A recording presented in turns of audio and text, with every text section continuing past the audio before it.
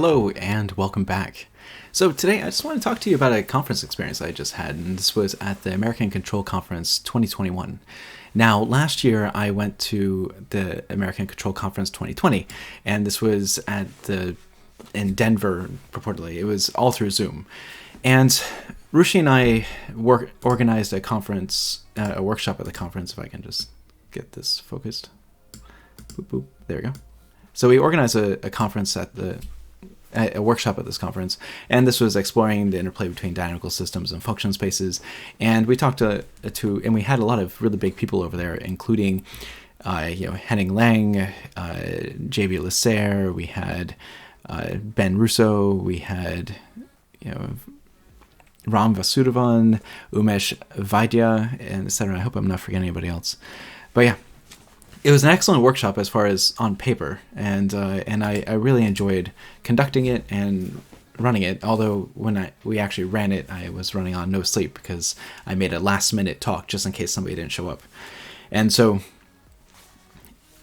it was an okay workshop, but the thing is that because it was online and everything was sort of not organized like an ordinary workshop, and it was through Zoom, nobody really stuck around to talk. And so you'd have speakers come on and they'd give their talk, and then poof, they're gone. And we weren't able to establish any of the connections that we were hoping we would be able to through the workshop. So I mean, we had J.B. Lasserre. He was like the big guy in occupation measures, and we came up with this idea for occupation kernels, and we thought it'd be a great idea to have a solid conversation with him, but that didn't happen.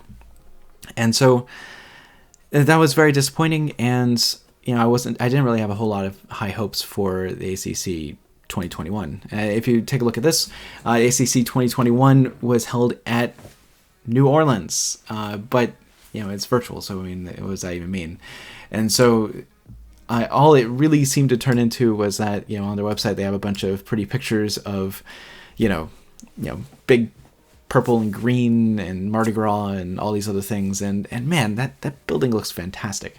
I really wish we could have had the conference there, but it didn't happen there. It happened virtually, and I was sort of disappointed. And I don't know, I grew up in the South, and so New Orleans has always been sort of on the bucket list of places I would like to visit. I love food, and yeah, I was really looking forward to having some genuine Cajun food, and so yeah, it was not to be. And so ultimately it was just virtual, and I initially thought that this virtual setting was absolutely ludicrous.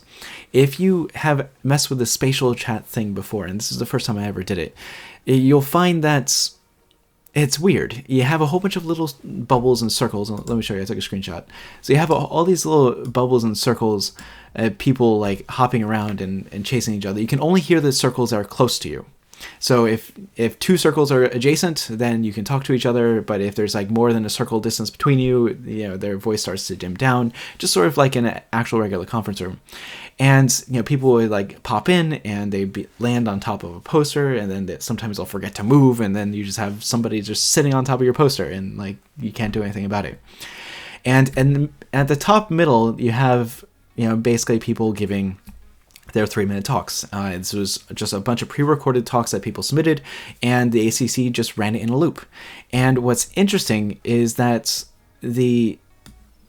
what's interesting about it though is that it turned out to be a lot closer to a regular poster session than I had anticipated.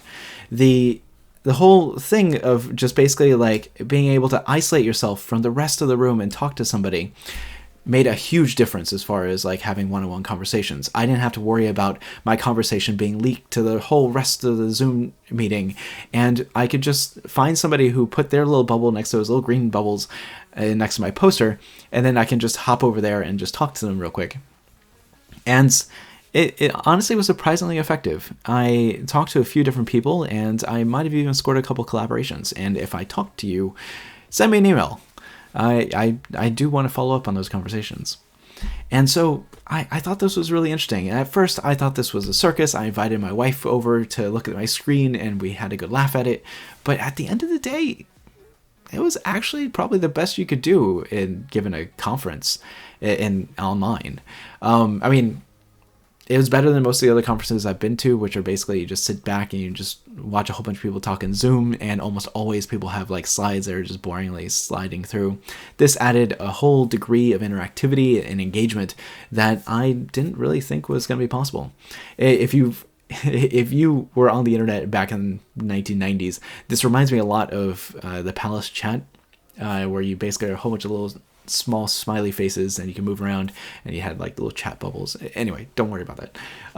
It reminded me of that, in that you can hop between different rooms, have different conversations, and there is a visual element that you can sort of basically make you feel like you're actually in a room and you're clustered and hanging out with people in various corners of the room. It was interesting, and yeah, I thought it worked pretty good. So this was using the SpacialChat feature, and interestingly enough, there was no gating on here. So I mean, I just signed in, I put my name down, but nobody checked to see if I had paid for a conference registration or if I had a poster present, or even if I was me. But you just typed in my name, said where I'm from, and entered, and I came in. So ultimately, the conference ended up being effectively free. I don't know how many people really attended. You see only like 300 people on the top left corner here seem to be signed in. And so, I mean, maybe that's typical. I don't know. But I thought that was interesting. I thought I'd share with you. In any case, so I have more videos coming, and tomorrow I should have another one posted up. And that one will go over... Well, I'm going to tell you that Koopman modes may not exist, but there's more to that story. So stay tuned, subscribe, and I'll see you tomorrow.